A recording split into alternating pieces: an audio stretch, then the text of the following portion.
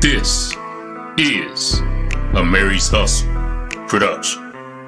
The motivation is in the name. Hey, look, I wanna see my people closer to their dreams like they guapole. No hesitation, making moves like underlay. Ain't no mic check needed, push play. Cause the revolution streaming, there's no time like today.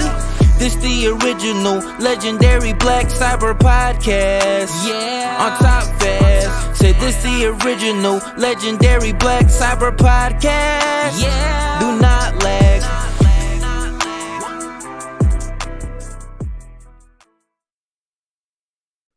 What's up, everybody? Welcome to the Blak Cyber Podcast. I'm your host, George McPherson. Why are some of the most reputable companies, and even some of the most respected cybersecurity companies, continuing to experience breaches? Here's one stat to shine some light on that question. Large companies can have thousands of third-party relationships. That's a lot to keep up with. And that's a perfect segue. My guest today is Jon Sternstein, making his second appearance on the show. Jon is the founder and CEO at Stern Security. Jon has extensive experience in cybersecurity, is an entrepreneur, mentor, and expert in third-party risk management.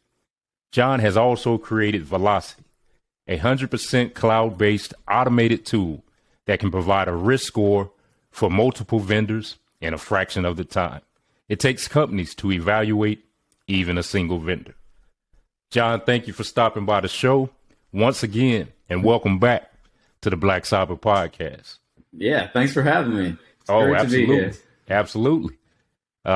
Definitely enjoy having you on the first one. We've been talking since. Thought we should do it again. Great subject. All right, let's get into the Blak Cyber origins, Jon. Sure. Jon, how did you gain your knowledge in third-party risk? Yeah, so my first cybersecurity job I was working at a financial institution, and I had the honor of being the first cybersecurity engineer hired at this place. And so it was large enough where they had a wide landscape of things security-wise that they needed to implement, and it was also small enough that they had me as the primary engineer doing all of it. So I got to see a lot of different areas of cybersecurity, and one area of that was third-party risks. So they had a lot of third parties like everybody else does, and they wanted to assess all of those for cyber risks. So they wanted us to do on-site assessments, to do interviews. They also wanted us to do pen tests of the companies too. So I mean, this was, I guess, this was well over a decade ago. But but the companies that we were assessing, we'd do the full interview. I mean, if it was a cloud-based tool, then they would even allow us to do pen tests of the application too. So I got experience, testing third-party organizations in a variety of ways. Nice. That was a good way to build that type of experience. Yeah, I think I've had that start too, where you're doing everything. Sometimes you may even feel overwhelmed, but it kind of pays off in the long run. Definitely pays off in the long run. I wouldn't want it any other way, honestly. I mean, that gives you such a broad spectrum of the cybersecurity landscape, and then you could choose if you want to specialize in a certain area. After. That actually makes sense. Yeah, that's advice. I'll go ahead and kind of do a pause, because this podcast is about, I definitely want people to see what it's like to work in different areas of cybersecurity. But this podcast, I have to remember my main mission is about trying to help people get into cybersecurity. Yeah. And that's a good point you're making, because I think people get overwhelmed about what they should learn, how they should learn. Yeah. Unless you got a clear picture, don't even be afraid to start broad. It will feel a little overwhelming, but start broad so you can actually do everything. And then you can figure out, okay, now what do I want to focus on? What do I want to go down? Absolutely. And I did that early on in my career. I mean, there were definitely opportunities where I had to make more money, but I was going to be pigeonholed into one single area of cybersecurity, maybe just working on, maybe I'd just be the firewall person on this one particular model of firewall. And that kind of scared me a little bit. So I wanted to have knowledge across a lot of different areas. So I had that flexibility. Oh yeah, definitely. Jon, can you describe a day in the life of a CEO, like when you're wearing the IT risk management hat? Sure. So, I mean, from my standpoint, I spend a lot of time looking at the risk management landscape. I spend time speaking with customers and hearing what they're going through, and then it allows me to strategize on the best ways that we can improve our processes and add. I get to think about this overall strategy of velocity and where we're going to head with the entire product and where we're going to head with our services. I spend a lot of time just thinking about the overall strategy and then managing how we're going to implement that. Gotcha. So what's your personal definition of a third-party risk management, third-party risk management? Sure. So, I mean, when you do any business with another organization, I mean, you call it a third party, some call it vendor, some call it your business associates. When you do any business with them, oftentimes you're either giving them some information about your organization, where it could be financial records, could be patient information, could be customer information, or you might have some kind of connectivity to them as well.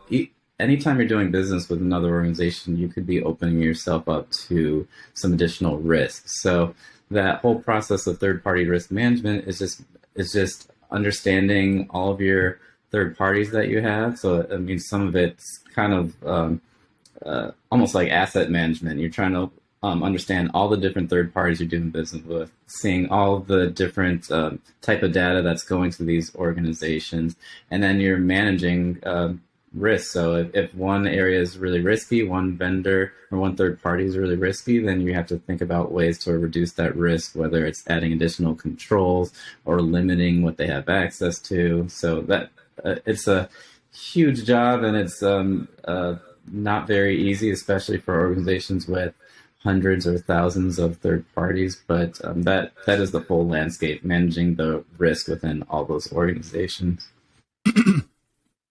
Thank you for that, Jon. I think that was a good breakdown of the definition, and I appreciate you pointing out how it can look different, where they could have access to your data, or there could be actual network integration. Yep. Which that could be even worse. Yeah. All of it can be worse from just losing information or some type of breach happening. Yep. Let me ask you this. Have you seen any unique challenges to manage third-party risk in the healthcare field? Because I know you have a lot of experience in that area.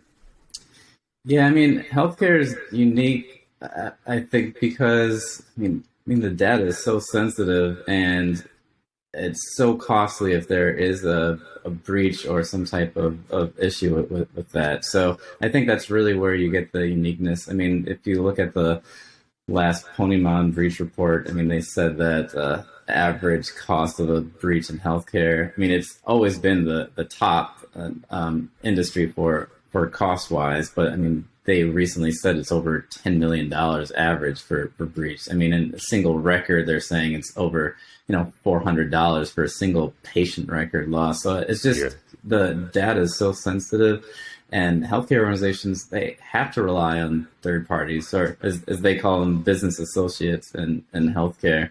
And so I think that's really one of the more unique areas of cybersecurity with this in healthcare is just the sensitivity and cost. Gotcha. So what led you down the path of developing Velocity?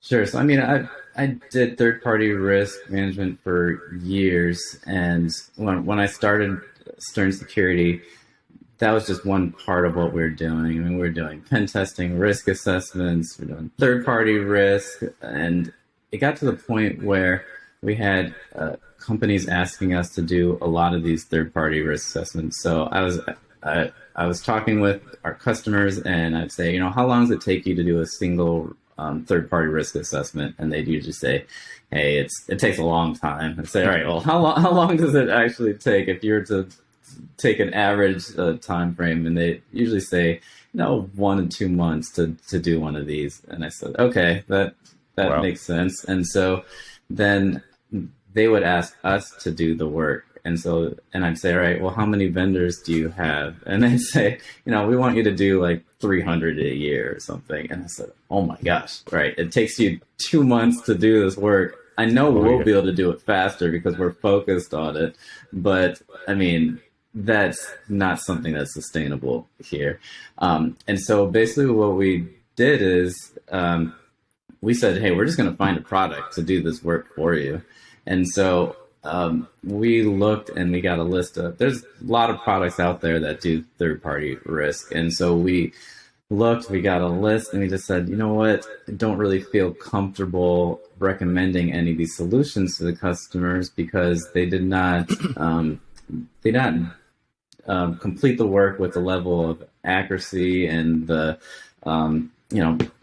is really the accuracy piece that we just didn't feel comfortable recommending other solutions for. So we gave the research to our customers, and we just said, there's a lot of options out there. We also had customers that tried different products that are out there, and they said, hey, we really like the way you're doing this manually better. And we told them, we said, hey, we just cannot keep up with that work. But we said, how about this? You know that you've tried multiple products. You were not happy with what you tried because you liked how we were doing things manually, especially because of the accuracy of how we were getting the risk. And we said, how about we develop our own product that'll do exactly what you want? It'll basically automate our manual work that we're doing. We're going to take your input for how to build this. We'll take on all the development costs for building this entire solution. And then once we finish the solution, that's going to be something we feel comfortable putting our name on because we developed it in-house. And then we can get all of you as customers after that. So we built it in-house, and we got all that input from our customers. And then once it was out in production, we got those customers. They were our first customers on the platform. Outstanding. And like you said, accuracy is very important, right? If you're trying to figure out the risks, we definitely want something that's zeroing in on what the highest risk is, what needs to be addressed.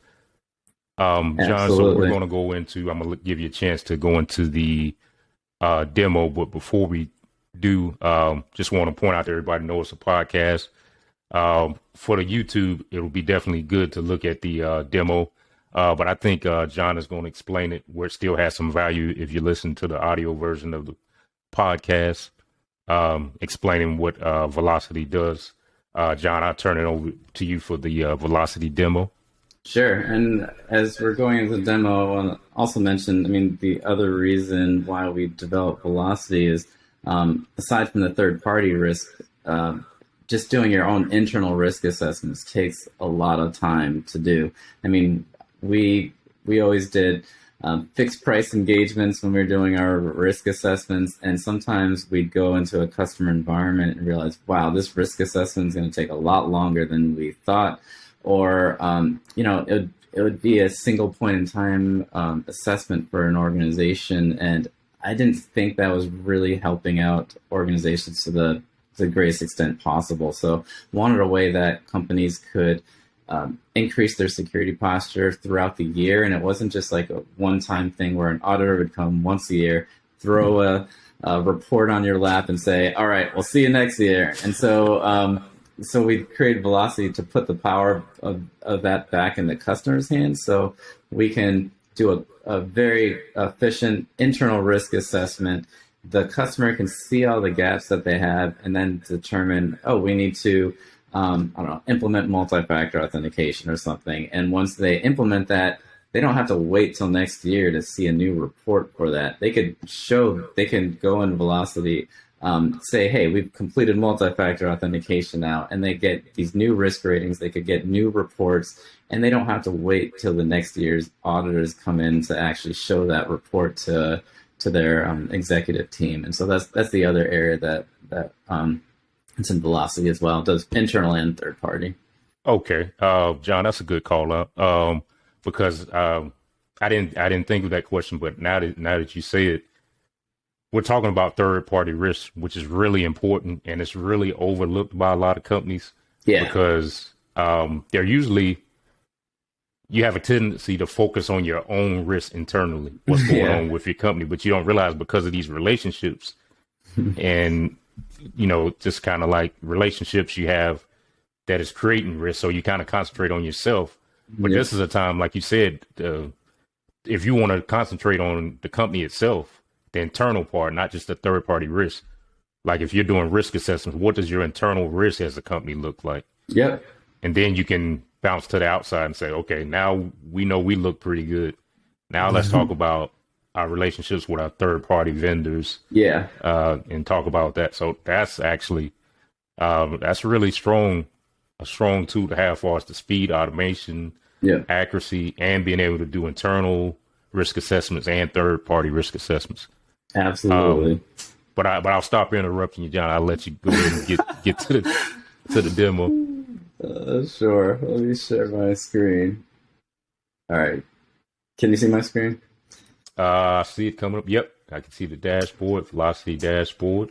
Okay. So we'll start off with the internal portion. This is the internal portion. So it's showing your internal risk. We have this nice velocity score. We have, I'll show you the different, there's different frameworks that you can assess the organization on. Everything from like CISA Shields Up to, CIS, HIPAA, FFIC, CMMC, various NIST frameworks, PCI, all sorts of things. So you can assess your organization on. Then if you're measuring your own internal risk, it's doing this based off of, basically it interviews your organization. You can answer a series of questions. You can also upload supporting documentation. So if it's asking about your incident response procedures, you can upload those into here to show the evidence of all that.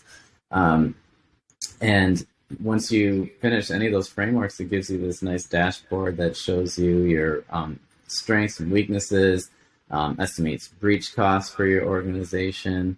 And also, you can get some pretty nice dashboards about your organization. So if I want to look at, insights into the, CIS version 8 about your organization, you can look into that and see, all right, well, it's saying, email and web is, we have some areas we need to work on. You can get some more details about that. And then, if you want to get some really nice reports, we have, you can generate on-demand reports that you can give to your executive team. So as that's loading, you can see you get really nice reports that show all sorts of information about the your own security posture within your organization. So you can fix something within the organization to increase the security posture, and then click a button and get a new report that you can give to the executive team here. So that's really the internal side. On the vendor side, this is our demo environment, so the data, you can kind of ignore the names of the companies and stuff in there.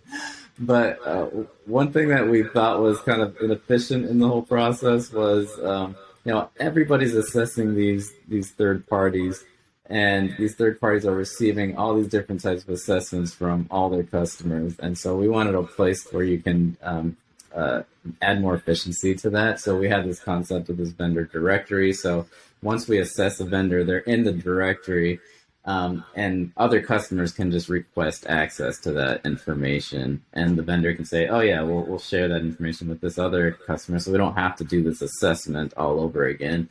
The other thing that we did here is, in the vendor directory, we're assessing a vendor based off of their company and the product level. And so if you look at a large company that might have thousands of products, we're assessing each of those products in a different way. Whereas, there's some other solutions out there, they're just assessing the vendor itself. And so we just said, hey, every product, really could have a different risk posture. So we really wanted to show that.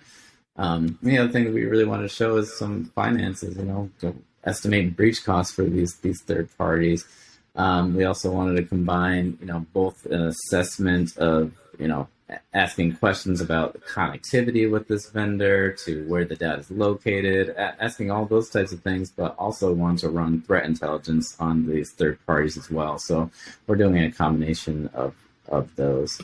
And then you can, not only are we just giving a risk score for this vendor, but I'd say more importantly, we're giving a full comprehensive report on that third party as well. So, and this is all things from our customers were asking. They said, hey, we want to be able to get a quick score for our third parties, but, really, we also really want to see insights into where this third party is weak. And then if it's a third party that we're still going to do business with, we want to have a path to helping them improve on their risk score, so they can actually lower the risk on our side and their side as well. So we have a full report on these third parties where we're showing the breach cost, the solution type, details about the product, strengths and weaknesses of the organization,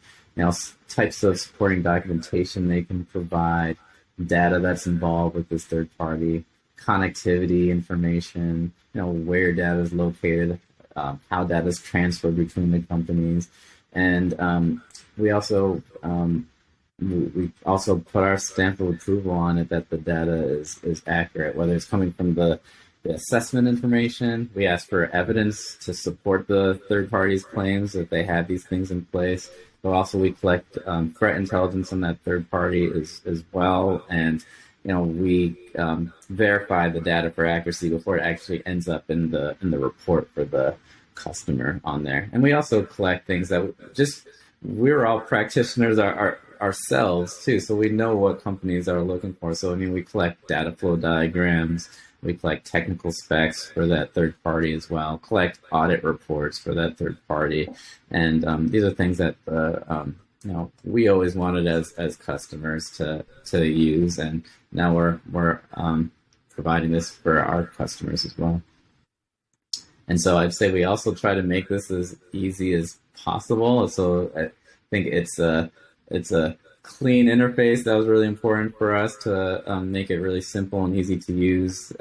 Very little training is needed, and we can onboard customers within a few minutes. They can be up and running on this thing. So we had one customer that kind of compared us with. They're saying some products that are out there are kind of like the Android field here, where you could customize everything. You can get really nitty gritty details. It take a while to figure out what you want to configure and everything. And then we took kind of like the Apple approach to this, where you can't get into the configure every single piece of the screen and the different configurations on how we're assessing, but we're just making it really easy for companies to use it, so they can get up and running fast, get really high quality information.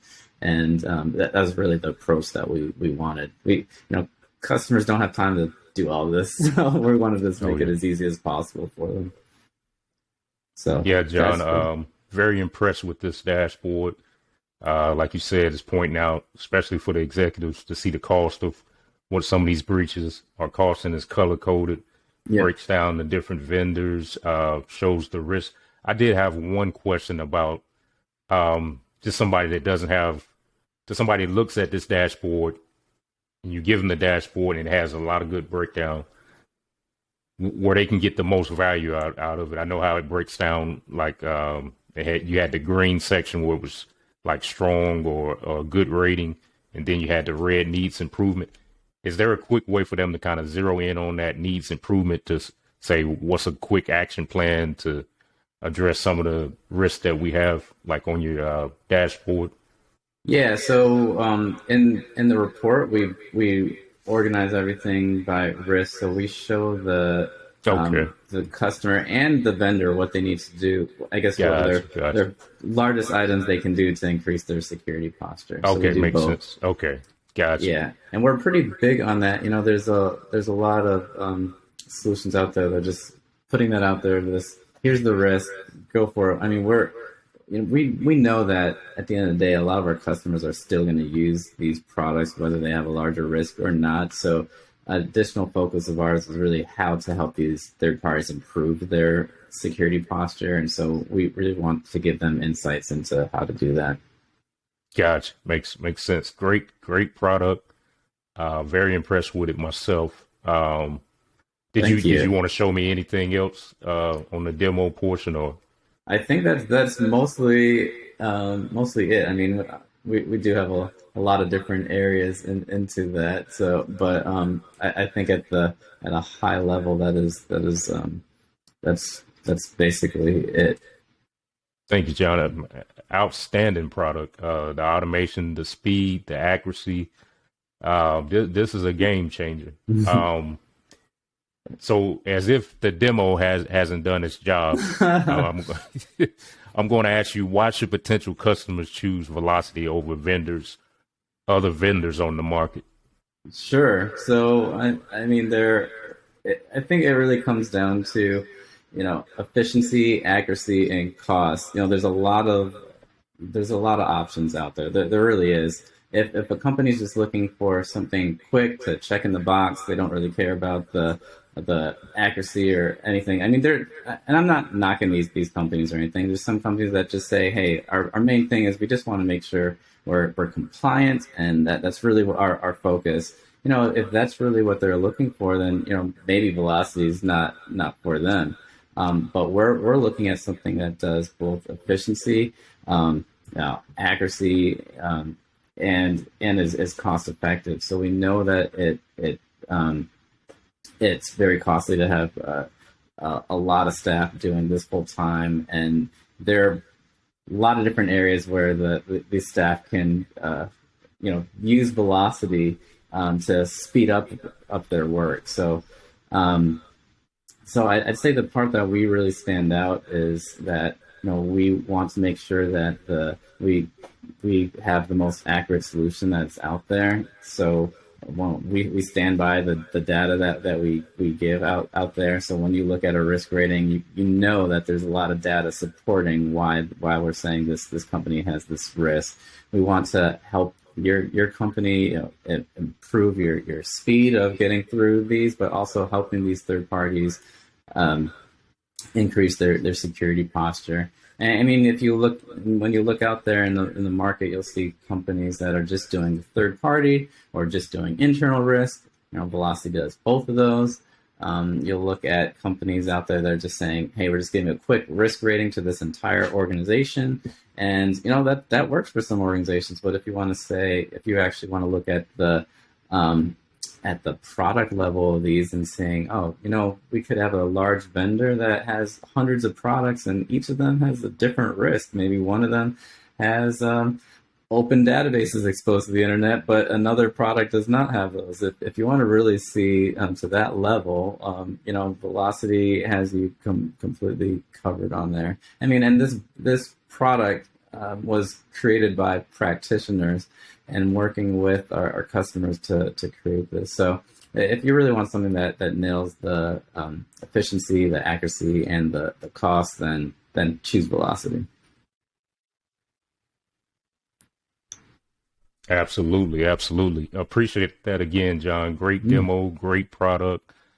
John, okay, so the Blak Cyber stage is yours. So if people want to know more about Velocity and Stern Security, where can they go online?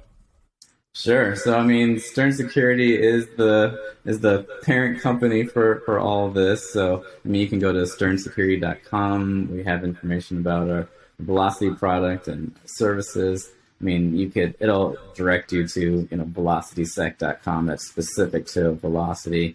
I mean, we have demos that you'll see the demo through this YouTube video. We also have information on our website as well. And I mean, you can look at all that information and you can reach out. I mean, the other thing that you can do is, with Velocity, earlier this year, we moved to a freemium model. So, I mean, you can just go right to the website and you could sign up for free and use Velocity at a base level for free and just get your hands, into the product, without even talking to anybody. You can just jump in and start using it. So you could get up and running in 5 to 10 minutes and start seeing what the product looks like and how it works. And then it'll show you, how to upgrade to a paid subscription if that's what you want. And we always give opportunities to talk to us as well. Nice. So, I'm a fan of that feature myself. You know how you go to sites and then it's like sign up for the demo and somebody calls you like 2 minutes later. Yeah. It's like, wait, come on. Exactly. No, people want to do things on their own time. So, like, seriously, you don't have to talk to us at all to start testing out Velocity. You just go and sign up, and you're up and running on your own without speaking to a single person. Oh yeah, definitely.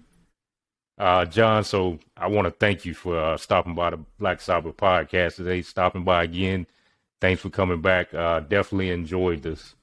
No, thank you. I mean, it's always awesome speaking with you, and it's an honor being on your show. So thank you so much for taking the time to chat with me and learn about Velocity, our organization, and really, really appreciate that. Thank you. Oh, no problem. It's an honor to have you on the show. Glad we formed this relationship where we can send this information out to the people and to help companies be safer in these times. Absolutely. Thank you. Oh, thank you.